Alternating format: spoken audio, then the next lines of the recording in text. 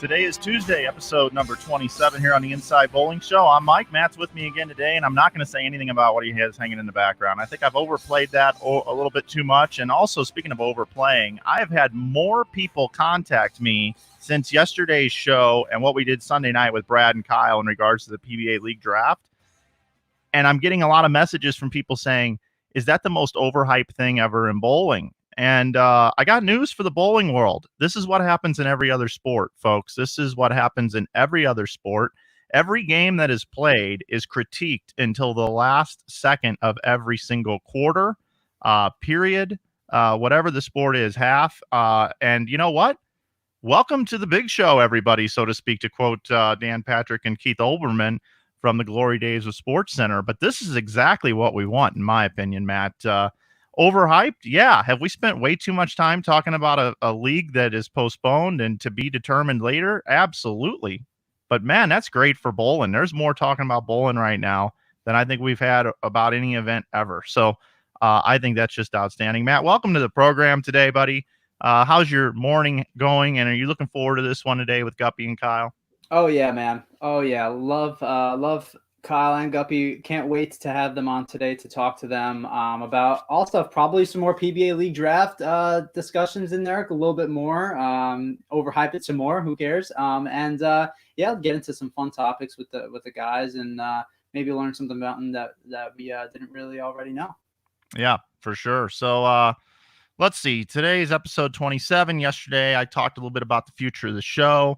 I offer an email address, which is media@insidebowling.com. I had 6 people write me yesterday about the future of the show, giving some ideas on what we should do, whether they like the show, some critiques, some things they like, they don't like. So that email address is still wide open for you to write into the show if you'd like to talk to us about what you see the future of the show looking like. And if you don't know what that's about, you can review yesterday's show. It was in the open. But thanks for all the support that people have been giving us. We do appreciate it very, very much. So we got a big day today. We will be getting to Guppy and Kyle Troup, and we like to try to do things a little bit different around here. And honestly, I don't know Gupp that well. I know Kyle pretty well, let's say, but I don't know Guppy all that well. And I reached out to Kyle, and he's been booked on damn near every show in bowling recently. And, we like to do things a little bit different here. And I thought, you know what? Yeah, this might have been a good one to hold until just right before Father's Day or something like that. But we were able to fire in. The guy said, okay, so we're going to have Kyle and Gupp standing by.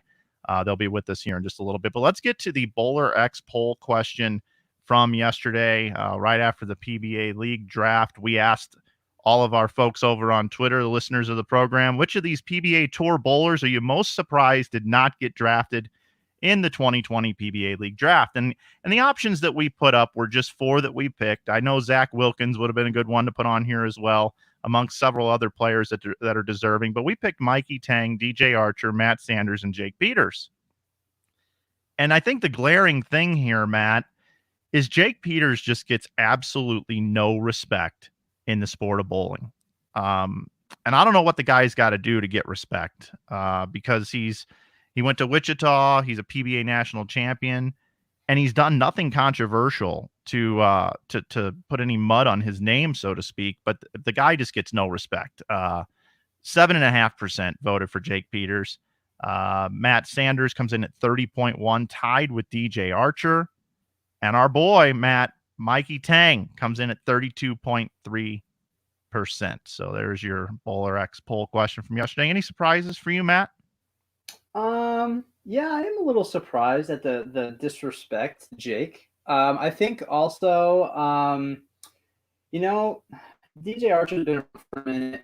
Mikey and Sanders have they've got. I mean, I don't know what Jake's social media following is, but I'd be interested to see in what kind of a role that has to play with it. People know Mikey Tang from being a part of the house, being a part of Bowl DMC. Sanders is always very big on social media. You know, he's got his sponsors. He's always promoting Neptune Ice. I don't know what that is for. I don't know what it does, but he promotes it. He's out there doing his job. And he's posting videos of himself bowling. And I don't really know if Jake's on it as much. And so, it's interesting to see. Jake certainly can play. Yes, he had an unfortunate showing last year at the PBA League, but it was, again, a last-minute fill-in for Maldi. But, it is interesting. It's always interesting to see what people think. And, I'm excited to get to today's poll question. Yeah, let's get to it now. This is we've been doing it around our guests, coming up with a question that has to do with our guest. We started that by mistake, I guess, unintentional, with Kimberly Pressler when we asked. It was totally intentional. I really have no idea what you're talking about. It was 100% intentional. Well, that show, it was intentional to do that, but it was like that show was the day that we established that, hey, we need to make these poll questions around our guests, I think is what I'm trying to say here, young Matthew. Okay. Backpedal. Oh yeah. Back up. It's all Mike and me. The Mac Farber to the G. All right, let's go. What do we got for today, Matt? All right, today's Inside Bowling show poll question brought to you by BowlerX.com is Kyle Troup currently has 5 PBA Tour titles. How many titles do you think Kyle will win in his career? 5 to 8, which is a ridiculous choice. I don't even know why we have it up there. 9 to 12, 13 to 15, or 16 or more. And I see Kyle going bananas here in the backstage area of the show. I know Guppy said something pretty funny yesterday about when he's going to stop supporting Kyle. So I can't wait to get into that. So head on over to Inside Bowling on Twitter, participate in this poll. Let us know how many titles you think Kyle's going to win. I know what I'm going to vote for. I know I'm kind of biased if I'm voting in the polls when I run the show, but I'm still data, right? I can still be a part of the data set here. So go ahead on over. We appreciate everybody taking part in our polls, and we love getting some answers from you guys. We sure do. So 7 minutes into the show, no other business to talk about other than the fact that you can support the show at InsideBowling.com. Pick up some merch. Save 15% with coupon code IBSHOW. Want to welcome in all of our folks. We do have an interactive program here. And if you would like to ask some questions throughout the show, we see them coming through, and we will try to get to those. I do have a lot of questions since we do have 2 guests on today, and we only have an hour. But let's get to some introductions here, I guess. And before we bring them on the screen, I will introduce Guppy, and I will talk about Kyle, and then we will bring them up. Here's how this will work. So I was looking at Wikipedia on Gupp. I told you I didn't know him quite as well, and I did a deep dive into his bowling career and what Wikipedia says about the guy. I did a little other deep dive and called a couple of folks yesterday. But what I know about Gupp is he has 8 titles on the PBA Tour. He's got a monster number of regional titles. He's won 41 times at the regional level on the PBA Tour. And I'm going to tell you, there's a lot of guys that don't have one that have been out there chasing it for a long time. And when Gupp competed to win on the regional tour, you were talking 250 entries in a lot of these tournaments. Nowadays, you can win a regional with 30 or 40 guys. I mean, he did a lot of this work when it was like brutal, right? Yeah, it was practically like bowling big time stops. The other thing about Gupp is he was born in Scotland and came over here at age 3. Can you believe? I did not know that. Did not know that, but you're ruining the show because you're just giving me all this info off of Wikipedia when Guppy should be giving us this info. Well, we're going to dive into these questions here, and I'm hoping that folks will come in and when I name these things that they're going to say, this is what I want to know about, because we have thousands of people watching here. And the guy, he wins in 1978, the Kessler Open, wins $8 grand. And then in 1979, he had 6 300 games on the PBA Tour, which is a record in 1979. That was the year I was born, Matt. 1979. How old were you? Minus 14? 15? Mm-hmm. Minus 15, yeah. Okay. All right. And he went out on the senior tour in 2000, and he was a gaudy dresser. So those are some little stats on Gupp, and I wanted to spend some time on him because a lot of younger people don't appreciate the history of the game. And Gup was a maniac. That guy, he went out and he went after it. He did amazing bowling against some of the legends of the game and has a lot of respect out there. And then Kyle, of course, he's known for his flamboyance in today's game, and that's what I want to talk to him about as well. He also won the 2015 IB Open and went on to win a month later on the PBA Tour. We groomed him for that one. I do want to talk about that. And this man is one of the most polarizing people in our sport and one of the most recognizable people, arguably more recognizable than Jason Belmonte, and we'll talk about that as well. But let's go ahead and let's get ready to bring in our guests. Let's bring in Kyle and Guppy Troup to today's Inside Bowling Show. Welcome, gentlemen, to the program. It's awesome to have you guys here. How y'all doing? We're doing good. Did I do okay on the intros there? Talk Gup up? Yeah, that's pretty good. Yeah. I don't remember half of it. Now, I have to ask Gup, those glasses have become quite famous on TV shows. What's the tent for there? Is that just for looks, or is there a purpose behind the tent on the glass? Well, I just figured I've got like 5 pairs left of them now, and some are dark and some are white. But none, this is just something to wear during the day. He was cool. He thought he was cool back in the day with the colored lenses. And I was. You know, a lot of people say that Pete Weber, you know, with the eyewear on television was the pioneer of this. I'm wondering if maybe he took something from you. Well, I hope he did. I mean, I was on a fair amount of time compared to Pete, but I always dressed funky looking and wore the different type glasses every chance I got. Now, Kyle, you know we got a lot of stuff we're gonna get to you on, but you know I'm gonna give your dad some line of questioning here to get started. Here. That's what it should be. Oh yeah, got to give him his minute. Got to give him his 15 minutes of fame. That's right. Now, Gup, I want to know when you competed on tour, who was the toughest guy to beat for you? Well, I only bowled him once, and that was Earl Anthony. I got lucky and I ended up beating him in 1980 Waukegan. For the title, right? For the title, yeah. I didn't think Guppy could beat Earl Anthony for a title. Well, it was more Anthony gave it to me in like the 9th frame. He split with a big split. The other one been strike, spare, on and on. So I won sitting on the bench. But I mean, back in those days, I'll take any win. Any win's a good win. Dub's a dub. Dub's a dub. It sure is. Who was the guy that you just had his number? Who was the guy that you dominated on tour? Oh God, I don't know. I bowled Mark one time, and when I first started, you know, I shot 200. He shot like 240. And it could be Mark. I was about the only time I ever bowled Mark was back in '78, and everybody else has about the same record I do. Any reason? Regional guys, no, Sam Zurich and I used to run in the Southern region. Either I'd win, he'd win. I'd win, he'd win. You know, but we had like, we stopped in tournaments coming from San Francisco. We'd end up driving 2,000 miles to hit a regional on the way home in Pensacola. It was just, we had you know, I got 42 regionals, not 41. Yeah, Wiki's off. Yeah. But anyway, change that 42. You know, we had more fun in regions back those days. It paid more than it does now. I mean, you had 250 entries, like they were saying. Yeah, we had 200 at every bowler under the sun. Port St. Lucie, Florida, we had 260 something entries down there. ABC squad. Oh my God. I mean, it was a 40 to 60 lane across the house. And what's so funny, I'm down there bowling it, and I hear this, Gup. This one's about 6 years old, 7 years old. He's coming around yelling. He's just stopping the whole bowling center. He's yelling, Gup, I'm right here. Hey, you got to roll of quarters? Quarters? I gave him $10 to go get a roll of quarters. You'll be good for today. Now, Kyle, I got to ask, because I did the same thing with my dad when he bowled league on Friday nights at the Brunswick Four Seasons Bowling Center in St. Louis. Friday nights, I got to go to league night with my dad. I'd watch him bowl a couple frames, and I was like, time to go to the arcade.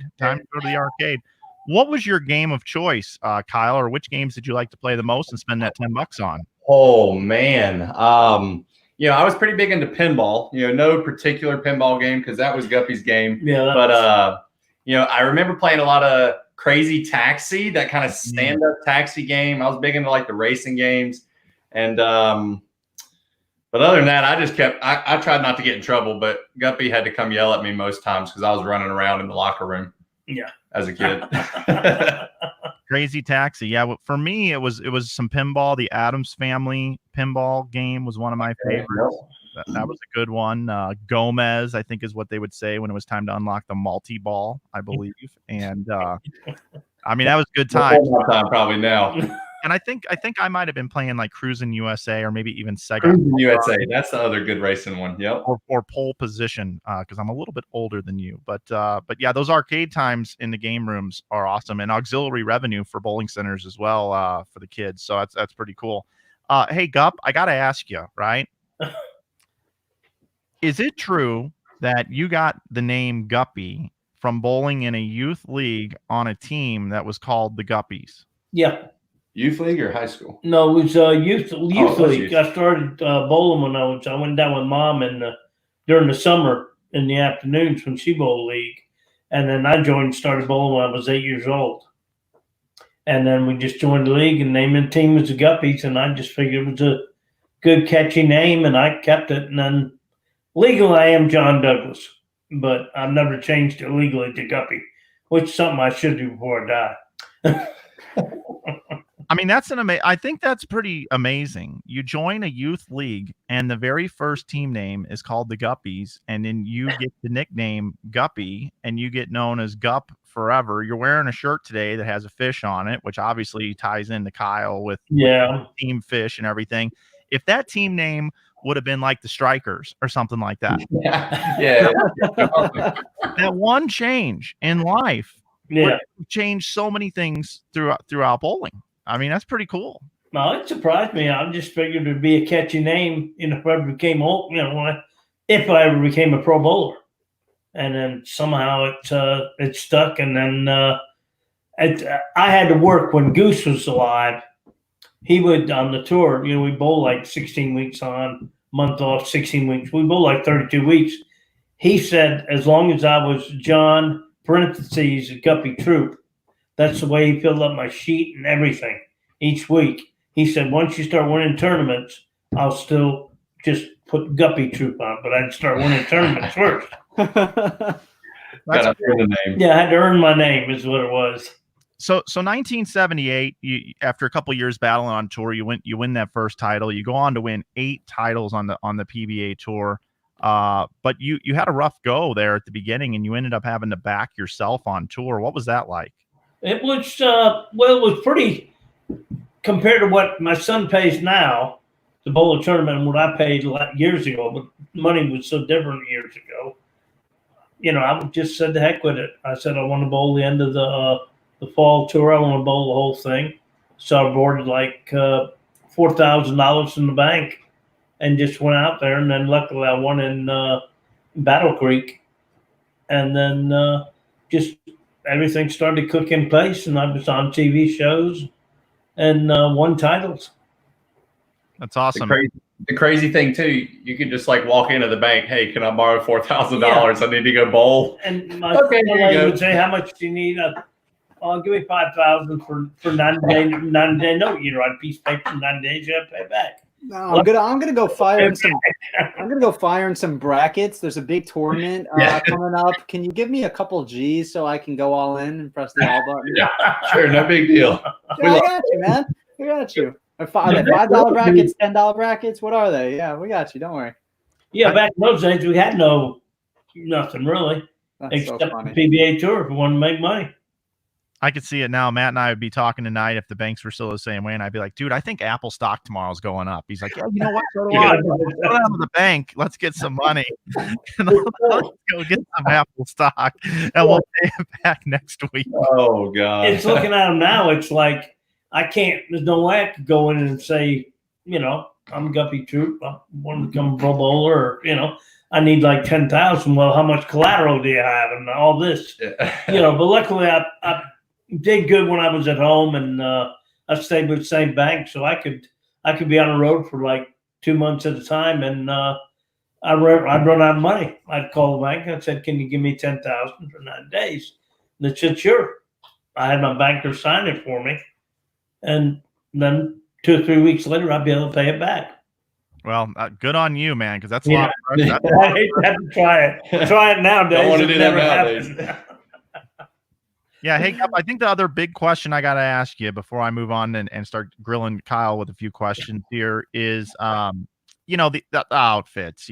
Everybody wants to know what was up with your personal taste in fashion. And what was behind all of that? Is there a story behind why you decided to express yourself so much on television? Well, it's funny. I was in Kansas City one weekend bowling, and guys kept coming up to me and practice session and said, "Hey man, they're going to sale on pants, and they look exactly like something you wear." So I went ahead and finished practice session, went down to it, and I bought like 12 pairs of pants. Luckily, they're only like $20 a pair, so I was safe on that height. But it was just something I wanted to bring some color to the PBA Tour. I remember seeing Gary Dickinson and a bunch of them years ago, in like say the 60s. They used to wear the kind of wild pants. Nowadays it's I can't even compete with my son here. Mhm. He's got to wear the shirt and matches with the pants. That's what's so bad. I wish I'd have had the idea to do the shirts with the pants, but I never. Not you're talking 30 years ago. Yeah, they didn't have They jerseys. didn't have any jersey companies to make them for you. Yeah, I think Dye Sub is your get out of jail free card on this one, Gup. I think you're okay because of the Dye Sub sublimation jerseys. So that brings me to a great transition. Kyle, obviously, you looked up to your dad, right? I mean, your dad's your hero. I mean, let's face it. And the way that he expressed himself on the lanes, you've been able to follow suit. And I think a lot of people don't really think about that. Talk a bit about what made you decide to present yourself in the way that you do as a professional bowler. Yeah, I've been asked that a lot as I've grown up and continue to bowl. And whenever I think back to it, as a kid, what was I doing all the time? I was in the bowling alley watching Gup bowl. Running around at the regionals all the time. That's where I really got to see him, interact as the pro bowler. He was still pretty crazy with his antics even in league. And as I grew up and continued to watch it, obviously it was entertaining. He was one of the most entertaining bowlers on tour in his time. And myself being an outgoing personality, and also, I originally wore the pants to continue the troop tradition. Guppy started the wild pants. Well, I've got to continue it. And, it kind of allows me to express my personality as well. And but I have to thank him for all the antics and kind of just my own thing. Whenever I do it on the lane, I probably picked it up from him, just watching as a kid, not really realizing that it was embedding into me as I was growing up. And the hair, Oh yeah. How did you get that hair? So until it was I found this out during quarantine. I always thought Guppy had an afro back in the day. Well, he had to perm his hair to get an afro. So I don't know where this hair's come from. I mean, Guppy always said the mailman was black down in Florida. I never really got that as a young kid, but once I found out that he had to perm his hair, I was, I don't know. I'm just not going to ask questions. Yeah, you just be happy that I got the fro. Yeah, just found out that not too long ago.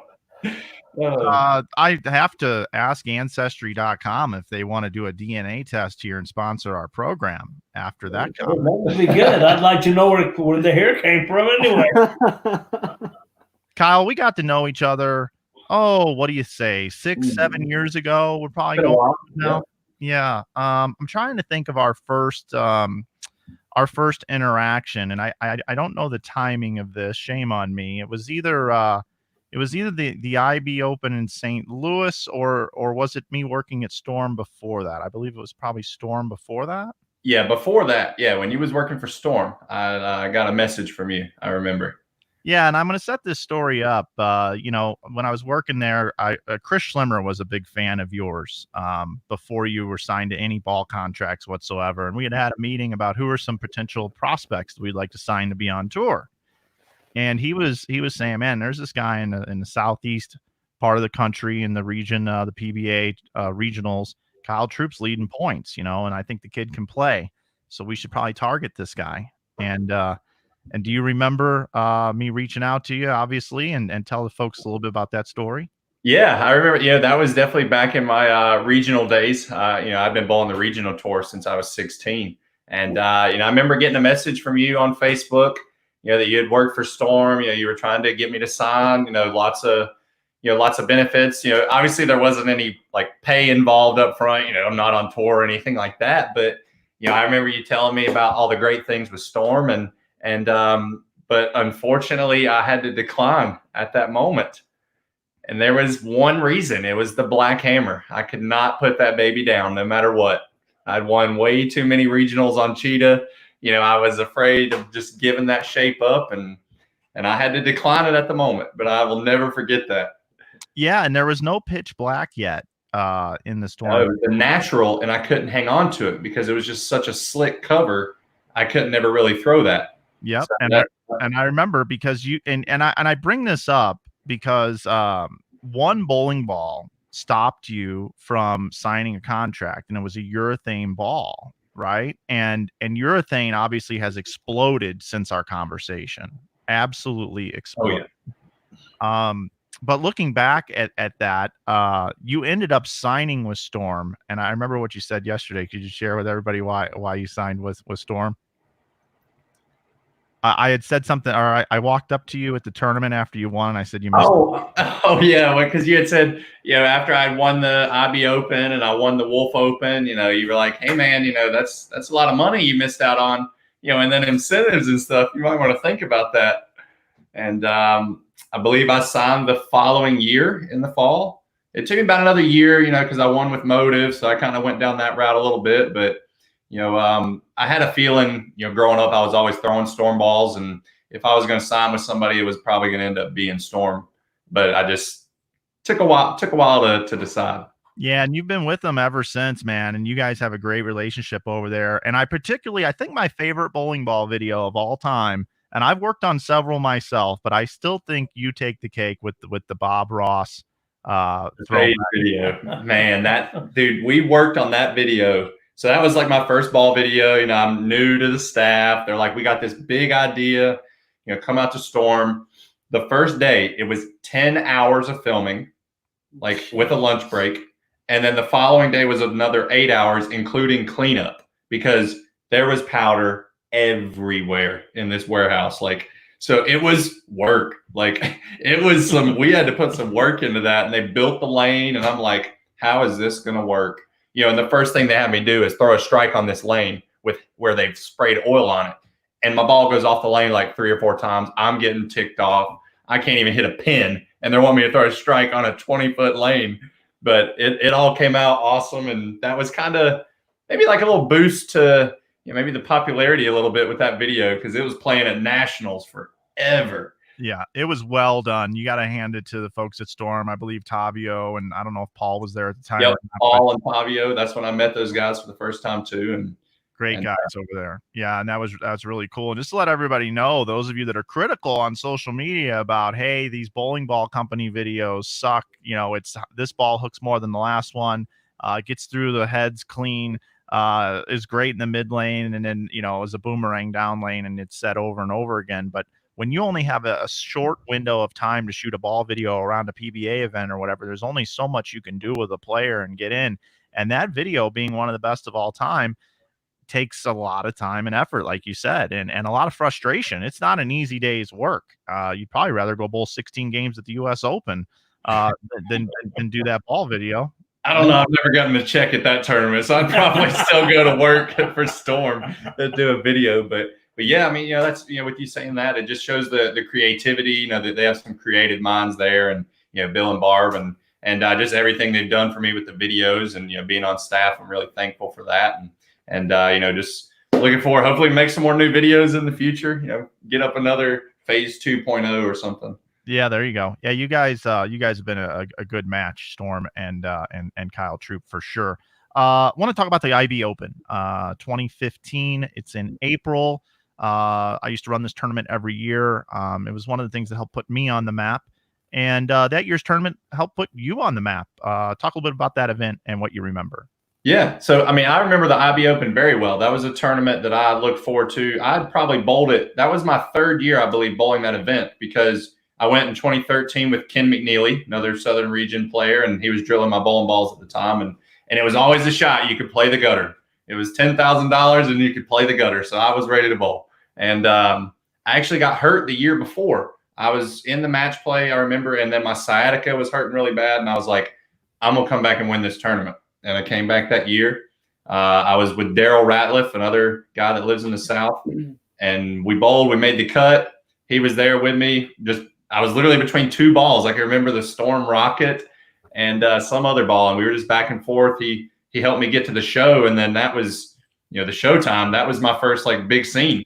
I had won a big scratch tournament before, but there was no social media coverage, no nothing. And it, that was the great thing that you did. You made it seem like a TV set before anybody really had any sort of setups with their scratch tournaments.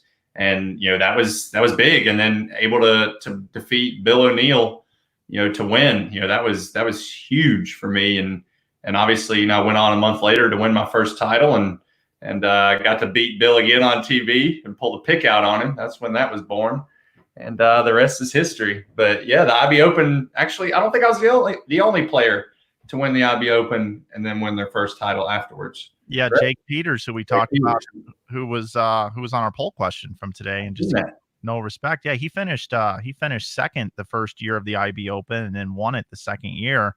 And then the third year we moved to a different bowling center and he was leading the tournament after all of qualifying in a completely different bowling center, going from wood to synthetic. Just an unbelievable player in Jake Peters. But I appreciate you saying that about our event, because we tried to make that as close to a national tour stop in a weekend as we possibly could with our limited budget. And tons of action too. I remember that. There was lots of action, and I was still young, so I wasn't playing too much, but I'd like to see that come around again. I want another pop at it. Yeah, I just remember you beating Bill O'Neill, and I remember I was in Oklahoma just right after that event, and when you won and you beat Bill O'Neill, and I was even telling some people, because I like to talk and I like to offer some predictions, and I said, I got to tell you, I like Troup in this final, and people were like, you're crazy, Bill O'Neill's going to dust this kid, his first time bowling for a title, and I'm like, no, he just did it. I just watched it happen last month. I took a lot of pride. I could never be a pro bowler myself, but I take a lot of pride in trying to put people in good opportunities to then take them to the next level. The small little piece that maybe I had in your success for winning your first national title and Jake's, and it makes me feel like I won a little bit of that title with you. So I agree with you there. I'm feeling a little bit of Bill O'Neill coming around here. Bill O'Neill's got this theory that because he predicted Andrew Anderson should get drafted, and then he slid all the way through the draft, didn't get drafted. He won a major, he won Player of the Year. Bill feels like he deserves credit for Andrew's success, and I feel like a little bit of the same vibe going on here, where Flanagan runs a tournament and Kyle just happens to bowl it and win it, and now all of a sudden he's the reason why Kyle's being featured on Barstool and TMZ and all these different platforms. Hey, you never know, Flanagan. I mean, the first title, it was on the gutter. He prepared me at that tournament. I he put me on the gutter, on the G.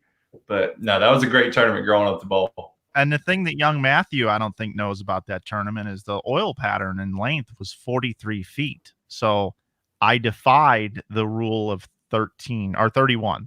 Sorry. I'm just dyslexic today, or whatever you say that. But not making a strong case right now. That I know. No, I'm not. I'm not at all. No, Mike, I don't think I bowled your tournament one year. Yeah, I do remember that. How did you fare that year, Matthew? It wasn't that year. I think the year, I don't remember which year I bowled it, but it was like 43 to 45 feet in length, and you had to play to the right. And I think I bowled really well, like B squad, but I was just going to be on the bubble, and I bowled again, and I didn't bowl very well. So I don't have the great. I really think it was just a shitty run tournament overall that I probably would have bowled again. Oh, that is awesome, Kyle. I want to switch gears for a minute. The big talk in bowling right now is the PBA League. I mean, the league draft. I mean, thing's been everywhere. What are your overall thoughts on the draft. And Gup, if you want to chime in too, I don't know how much you follow this stuff anymore, if you're glued to it as well. But what do you guys think of this PBA League draft on Sunday night? Well, we actually watched it together. We had it hooked up on the big TV, and I was on a Zoom call with Timmy and Wes and Prather. And as far as for the team, it couldn't have went any better for us. Those guys were at the top of our list, and Martin and Packy. We felt with this year, with qualifying being a lot more important, which they haven't really mentioned, but because I believe the format is different than just head-to-head bracket. So the qualifying is a lot more important. So we wanted a shot maker, and we wanted to try and get a lefty. We didn't think Packy was going to get down to us, but, luckily we were able to get Packy and Martin. And if you look, we replaced Simonelli with Packy. We got a lefty and a two-hander. And then, we replaced Mitch Hoope, who's a very solid shot maker, with Martin Larson. And so I feel like that was awesome for us. Packy knows Prather very well. They room together. So I think the team chemistry for us is going to be great. And then as a whole for the draft, I mean, what do you think, Gup? I thought it was pretty good. Like I said, I was lucky enough to, sit with Kyle and listen to him while he was talking to Timmy all the time. But they look as though they have a strong team. They still have, the main three. And then they picked up Packy to replace Simpson. So, I mean, they got a good chance of redoing the same damn thing they did last year. And, but there was crazy picks, though. There was some crazy fireworks at the end of the draft. And politics happen sometimes. What picks surprised you the most, if there were a couple that stood out to you?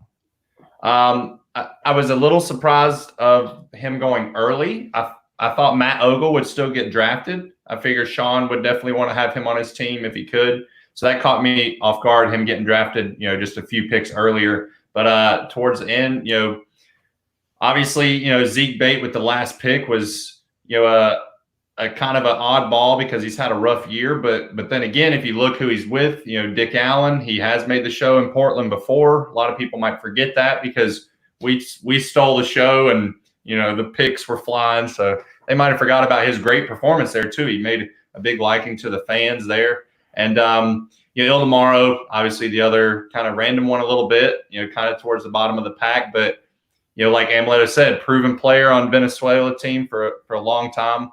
We know the guy can bowl. And at the end of the day, it just, it comes down to 2 frames apiece and we can all make the shot. So, it sucks. I hate seeing the people that get missed over, but, it's also cool to see the people get an opportunity to be in the league for the first time, or some players that may have struggled and still get a chance to prove that they still got it. So all in all, I enjoyed it. It makes me feel a lot better that I was protected, so I don't have to go through the worry of getting drafted. But I really like what they do. I was pumped all day because it's draft day.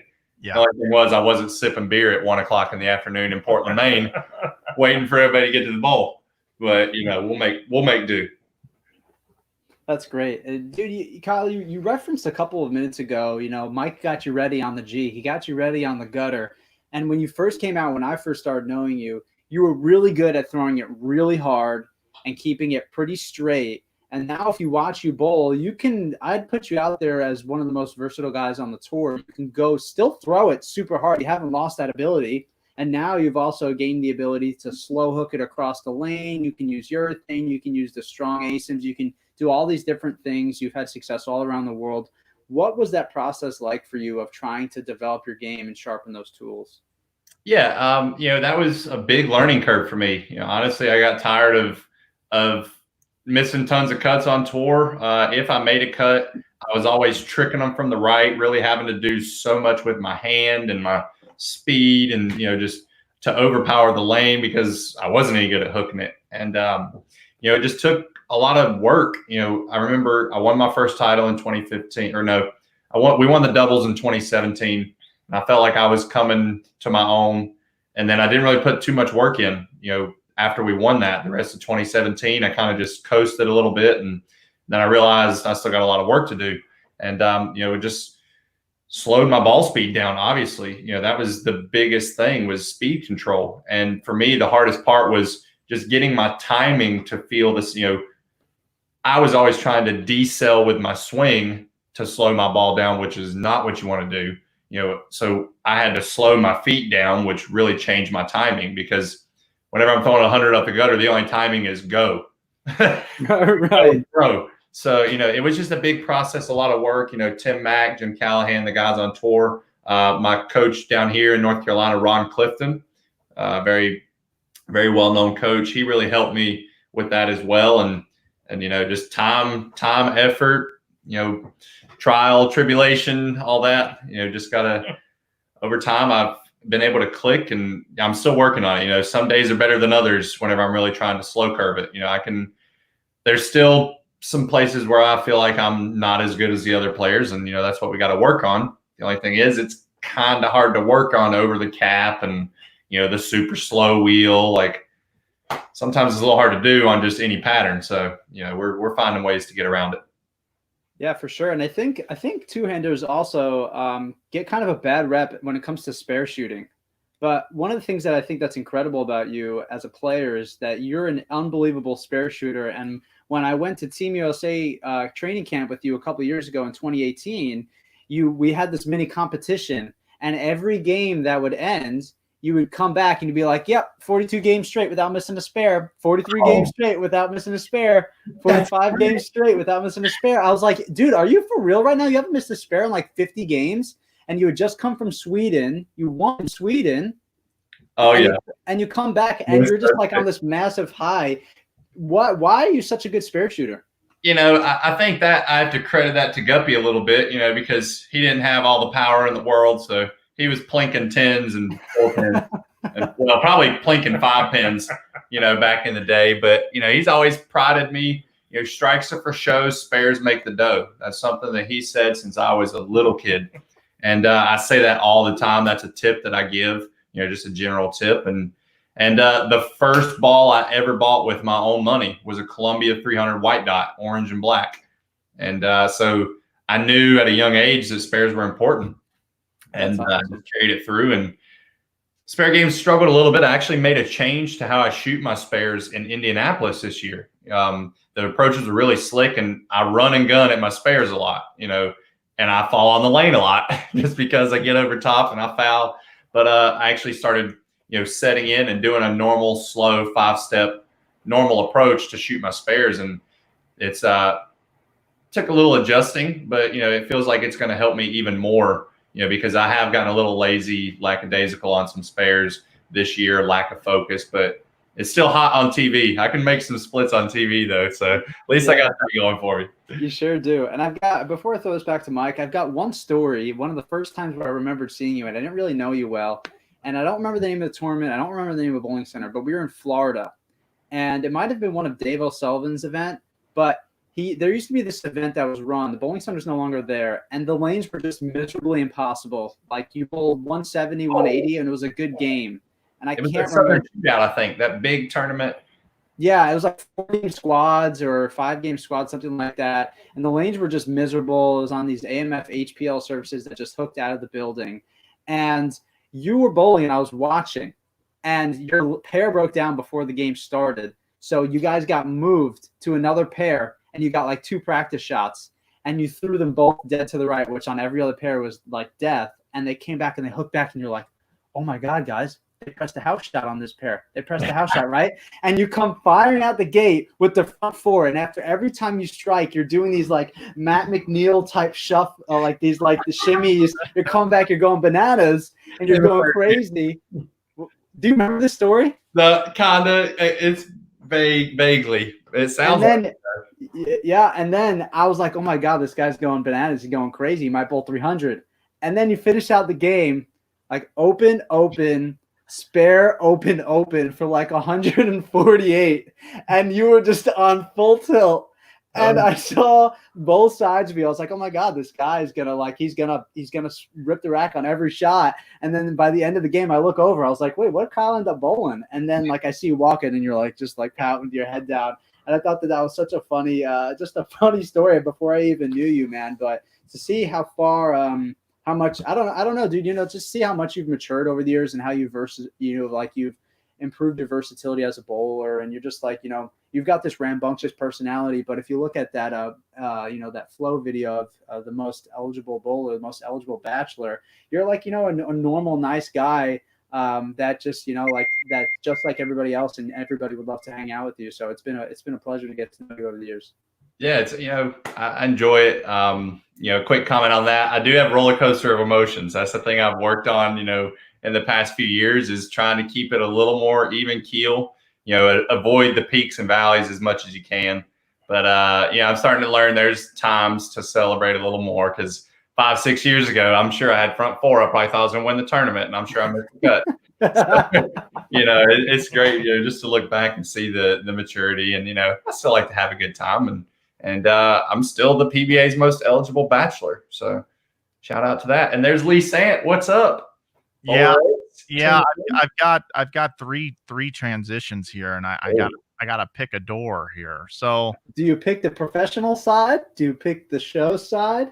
So I'm going to hit you with 3 comebacks off of what you guys just went over. So let's start with the first one while it's fresh in my mind, which is, Kyle, you may be my favorite person to watch bowl on television. And the reason for that is because when you can connect with a player on national television and start thinking about things and get in their mind and think about, oh man, and you feel the pressure, or you feel this or that. The thing that connects me to you when I watch you bowl on TV is what you just talked about, your ups and your downs and trying to stay even keel. You're waiting for the okay moment to pick it out or to go nuts. Like you want to do it on every shot, right? And you get that from your father sitting right next to you. You said that earlier in the show. That's where you get the antics from. And Matt just said you're like Matt McNeil, doing the shuffle steps or whatever. But when I watch you bowl on television, the moment. And I'm like, is this the time he's going to go nuts? And then I watch you do this or shake your head at yourself like, nope, not yet, not yet.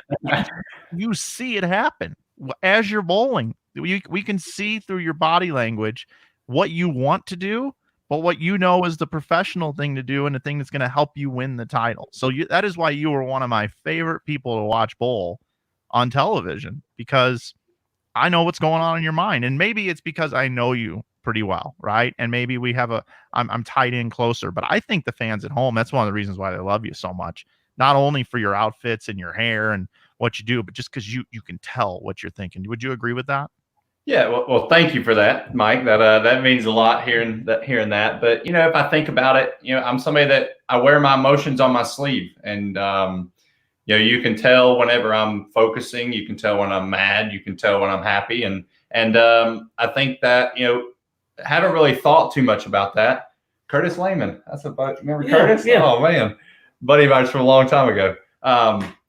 But I'm showing all these different emotions, and I think that people can relate to that because I am just a normal guy. I like to have fun. I like to interact with the crowd, and I do have to agree with you there, because I have always said, I wear my heart on my sleeve. You're going to see all the emotions from me, whether it's good, bad, sad, happy, and I think people like that. Yeah, and the moment for Mom and the moment with Jesper, and I even had written on my notes right here, I feel like Jesper is an adopted son to Gup. You guys are so bonded, and what a moment on that double show. It was great. I remember the doubles were real good. I mean, when Kyle won the first one was shown, the other one was taped and then showed later. But when Kyle and Jesper, I always call him Jasper. Same thing. Got to remember, it's supposed to be Jesper. They had time to. Well, Kyle especially, he won the tournament. We headed to the drink-a-thon. We cocktails for his win and all that. And Jasper had to go on and bowl the next show. And I remember halfway through it, Jasper was leading the tournament, so we had to wait till everything quieted down a little. And then Kyle grabbed me, and we went down and sat on a TV show. Something I don't remember much of, but let's say that much. And I watched, Jasper winning. But it was great just watching those two that weekend. I come up the whole week, and to see them in qualifying, the qualified second or behind Belmo's team, him and the other guy. Bill. Oh, okay. And they were leading. So I said, well, that'd be good. I'll watch the show and we'll see what happens. And then the next thing I know, they ended up winning. We just kept winning games. And next thing I know, they're 500 pins ahead of the other guys. I said, well, that's good. Then I had one of my friends come in and we sat on the show, and it was a great show, especially the ending of it. I think all of us love it when you're there, because thank you very much. They give you a lot of airtime, and you can see your emotions just looking at you. Right. Yeah. Oh, he was crying probably like the 8th frame. Yeah. But yeah, I mean, Jesper, we've grown really, really close. Honestly, in the last year and a half, he called me. We roomed together for the first time in Portland for the playoffs. He called me, and he landed in the States and was like, "Hey, bud, can I stay with you?" And I'm like, "Yeah, sure. You're lucky I booked a 2-bedroom by myself in case somebody needed something." And we roomed together there, and then we roomed together in August. And we both matured as players, and and our friendship has just grown tremendously. I was over there spending New Year's with him in Sweden to start the year off before we got on tour, and for him to be a part of that moment, it was just so special for the family. And I consider him a brother, and he's definitely part of the Troup family. Yeah. Sure. That's awesome. So behind door number 2 is my follow-up. Is this is like Let's Make a Deal, Gup. That's your favorite show. Is BowlerX, right? You're heavily involved with Lee Sant. Also, we have Connor Pickford's also in the chat, and I remember going back and looking at that first title. Connor was in the background with a big sign up. So and a founding father of Team Fish. You're the pro. Yeah. So you got Lee in here. You got Connor in here. Talk a little bit about the match game that you've been doing over on BowlerX. BowlerX is involved with us, and as well sponsors our poll question here. Yeah. It's awesome what Lee and Chris have been doing with the BowlerX match game. I remember when he reached out to me for the first show, and I was like, this is an awesome idea. Like, nobody's doing it, he was like, it's a great way to get to know the pros on a little bit different level. And I enjoy it. I guess I've become one of the regular 3 with EJ and Natalie on the show. And it's really awesome, especially during the quarantine time, being able to get to see a lot of our friends and the special guests, sometimes are quite surprised. And I think it's a great thing, especially for the fans of bowling. It's a product that we're giving out to our fans. They're able to win money on BowlerX. They gave away $600 in 2 people. $300 and a ball. So, I mean, they're doing some pretty big things right now. Really, it just shows, the great things that BowlerX do, giving back to the bowling community right now during a tough time of need, and bring some smiles to some more people's faces during this tough time. And I'm looking forward to doing some more, because I really enjoy it. Yeah. And how about when revenue is down, they step up and sponsor the PBA League draft, Yeah. I mean, that was last minute, that's something, that's the other great thing with Lee and Chris, they're not afraid to help out and support, the PBA and the brands involved with that. So that's another, hats off to them. Thank you for that. Cause they're helping make the PBA happen, and that we couldn't do it without Lee and Chris with BowlerX. Yeah, cool. Yeah, I just wanted to, they were in the chat, and I see you got your BowlerX logo on today as well, and they support us, support you, so we're all behind. New patches. They're sharp. New logo, I love it. Behind door number 3. Here we go. A good door. Here we go. Matt's everybody that's watching, if you got some Orville Redenbacher in your cabinets, go heat it up, get some of that, strap yourselves in for where this one's about to go, because this could be something good here. So Matt and I were discussing, the future of the show and things that we can do here that would be fun. And I watched The Bachelor. Okay, I want to announce to everybody here that I do watch The Bachelor. I've been watching it for probably 15 seasons. Last night, Listen to Your Heart ended. I watched the season finale. I love her. I know. Hopeless romantic here. I love reality shows, right? and after we had Vi on, I said to Matt after the show, we should do a Bachelor Inside Bowling show, like a 2-hour episode where people can write in, women can write in, and we will screen them. We'll set up a certain email address. They'll send in pictures and like a 700 word, at least 700 words of why they should be on the show. And we were potentially, we were talking about maybe doing Chris Vi. We haven't talked to him about it yet. And then we talked to Brad Miller the other night about it. And he's like, yeah, I don't know if I'd want to do that. And then we just rewatched the Flow Bowling Bachelor piece they did on you. And I asked you before the show, are you single? And you said, oh yeah, I'm still most available Bachelor.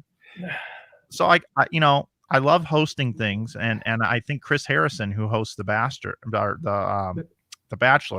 I think he does a really good job, right? And I got the whole thing figured out how to do this online show of the Bachelor for bowling.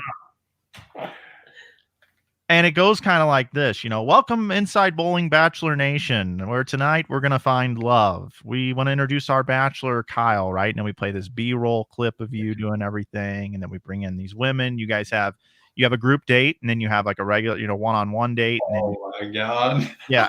And this all happens on the show. And then you would, basically I would walk in and say, Kyle, hold on, Mike. Let's give him a little glance here of what this would be like. So I'm gonna pull you down real quick, Mike, and then we're gonna pull you up.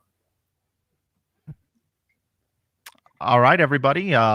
Here we are on The Bachelor with Kyle Troup, and we've got 5 ladies here, Kyle, and there's 4 roses. So Kyle, whenever you're ready. All right. And then you would then say, Stephanie, will you accept this rose? Oh, Kyle, yes, I will. All right, great. And I would walk in when there's 1 rose left and there's 2 girls. And I would say, ladies, this is the final rose this evening. Kyle, whenever you're ready. And then you would give out the rose. And then I would say, if you did not receive a rose, I'm sorry. Say your goodbyes. You are the weakest link. Goodbye. Goodbye. We could do this, over a 2-hour episode, and then at the end, you and whichever young lady you would select would get to go on a date or meet at an event. We would also have, once it got down to 2 girls in this 2-hour episode, we would have a hometown date. So Gup, we would need you there for Meet the Families. Jesus. I have thought this whole thing out. The only thing I don't have is a proposal and a ring supplier. So if anybody knows anybody in the diamond business, like Shanko or somebody like that, that would be very helpful for our program. But what do you think of the idea, Kyle? I think it's great. You said 5 women? That's awesome. That sounds like my kind of odds. I figure I probably 5 women, right? Yeah.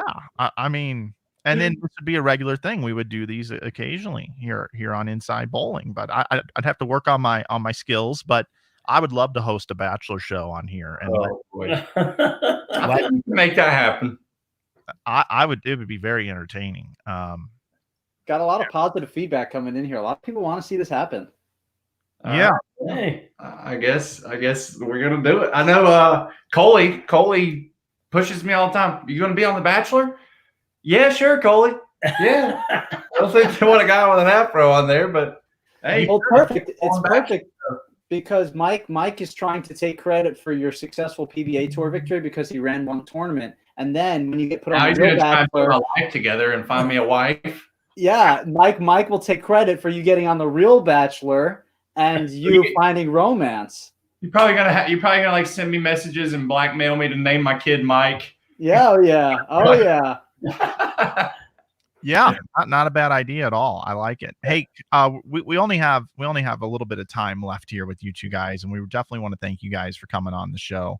But there is one thing that I did want to talk about for a moment.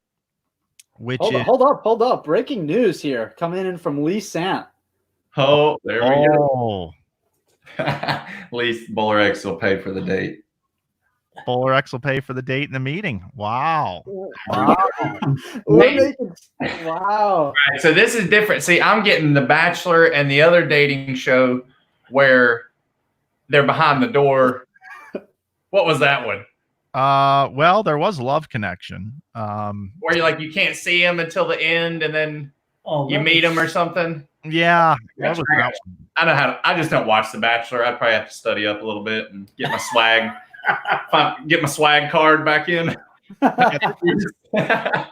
Matt said before, sometimes I have some good ideas, sometimes I have some bad ideas, and they're just out there. I'm not sure if this is a good one or bad one yet, but we could put this one behind a paywall too and get people to pay for it, and that would help support the ring for the young lady if you want to propose. Oh man. Yeah. I've broken some hearts in my days. I don't want to do it again. In the words of Mike Flanagan, I'm not sure if it's a good idea or if it's a bad idea, but it's certainly interesting. Interesting, yeah. That's exactly what Mike always says. So here's the thing, Kyle. I do want to get serious for just a moment. I don't know if you realize this or not, but you have a great deal of responsibility on your shoulders in the game of bowling. With the way that you conduct yourself, with your personality and the skill of being able to throw a bowling ball, it's a deadly combination in the sport of bowling for us right now. I'm known as the bowling guy in the high school that I went to, and I'm 40 years old now, so I graduated, over 20 years ago now. I've received 3 text messages in the last 3 years from people I went to high school with that I never hear from, very rarely. And 3 text messages that I've got was in regards to bowling, and they were screenshots of them watching bowling. And all 3 times it was a picture of you. And they asked me, do I know this guy? Not Belmo, not Pete Weber, not anybody else, you. And Matt touched on it earlier, Barstool, TMZ. I mean, you've had some national media. And when I look at when bowling was arguably in its heyday, Dick Weber was on the late night with David Letterman's show, throwing at aquariums full of marbles and television screens and all these sorts of things. But he was a regular appearance on there. We've got guys like Jimmy Fallon that have Tiger Woods and Rory McIlroy on and things like that. And in bowling, we do not have a publicist. So I want to get your response to this, but I also want to challenge you to reach out. I don't know if you have or not, but to try to put yourself out there even more, because you are one of those lightning rods. You are one of those bridges to that other world that bowling is looking for, that mainstream media. And it's a lot of responsibility. So your thoughts on my statements there? Yeah. If my first comment or first thoughts to this is, I'm somebody that, I always live in the current, like in the moment, and I just, I do me. I try to be the best version of me, entertain. And, but whenever I stop and, step back and realize, because, in my young, few years ago, whenever I really didn't have much TV time and I was realizing I was getting selected for the Weber Cup, getting selected for this. So obviously I've got some popularity with my hair and outfits and the antics. But, as I've kind of developed into a play, one of the elite players on tour, and I realized, I do have a large following. I mean, I go everywhere. I get recognized almost every day, which, for me is very humbling. It makes me feel happy because I'm, helping grow bowling. There's more people. I got recognized out on the lake. The guy was like, "Oh, I going fishing with the celebrity," and but it is, a lot of pressure whenever you say it like that. I do want to obviously elevate myself, but we want to see the sport as a whole grow. And I guess I really, whenever the Barstool thing happened and the TMZ thing happened, like, it's cool, it was awesome, and then I don't really think like how big scene that is, but that's pretty big stuff. So I would love to help, pioneer the sport into, the future, new beginnings, new tops. I'm losing my words here, but I don't think I can do it alone, but I would love to be one of the few that can help, push the sport. And I do think that I need to challenge myself and, reach out more, try and put myself out there. I guess in the past, I've kind of been like, well, I'm not winning as much as these guys, and I don't want to be the guy that's popular just because of his hair. I guess that's kind of held me back in the past a little bit. And I've always just been trying to work on my game and get better as a bowler. But, there's really a lot more. And honestly, watching the Michael Jordan, The Last Dance documentary, especially in the last 2 episodes, I watched the 10th episode this morning. They talked about how he, single-handedly grew the NBA from 80 million people to 250. Like he was a big part, him and the Bulls, and we need that. And it kind of hit home a little bit this morning too. Like I could probably do some more to help get the popularity out there and stuff. So hopefully we can figure those things out. Especially with the new partnership with Bolero and everything. The resources that they have, and hopefully where they're wanting to take us as well. I think it's definitely a possibility, and I'm ready for the challenge. Yeah, and I think Coley's right. If she seriously has talked to you about being on The Bachelor, she's probably not bullshitting. She's probably being dead serious. Yeah, and I'm like, yeah, I'll do it. And then I'm thinking like, oh my God, if I actually hell, I can't even remember the last time I went on an actual date. Well, I'll tell you what, Kyle. Right, they're still taking applications for this next year. She's a little bit older girl. Her name is Claire Crawley, but she's beautiful. After this interview, older women, so that's okay. Perfect. So you should go. You should get on there and do that, right? And see if you can get on the show, right? You should do that, and then we will have our Bachelor show ahead of time, just like the IB Open prepared you to win on television. That's right. We'll do our show here. I'll get you ready, and then you can go on that show, and you can find a wife in front of everybody and have millions of followers, and you can do exactly. Just get paid for Instagram posts and. Oh yeah. Tyler Crispin has nothing on you, pal. Nothing. That's my boy. He's got some nice hair though. I got competition there. Last question is for Gup. Oh Lord. How proud of you, of your son sitting next to you, are you? Oh, it's unbelievable. It's like me being on tour in Kyle's body, or when he's on tour, when he makes TV shows. We were all there for his first win, which was great. I get to travel every so often, but I think y'all got some great ideas. Just sitting here listening to all this is just unbelievable. I'll go for him getting on the Bachelor, whatever, anything to help build bowling.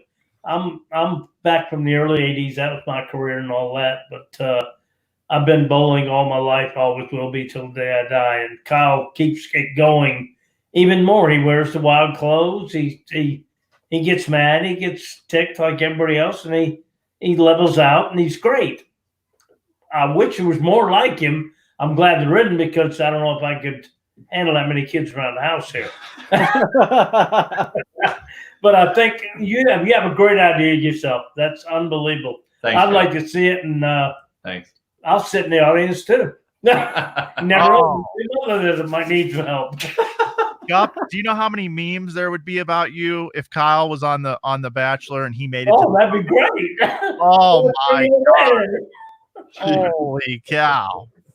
You could call the girls announce the wrong letters, the wrong vowels and everything. You can call her like Clary instead of Claire, and